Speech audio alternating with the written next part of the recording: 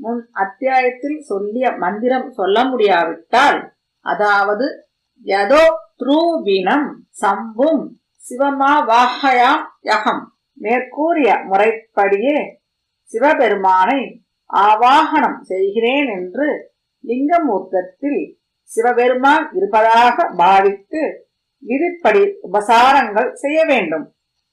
முன் சொல்லிய தோத்திரத்தை கூறி ஆசனம் கொடுக்க வேண்டும். சிவாய நமக சொல்லி சோடச உபசாரங்களை செய்ய வேண்டும்.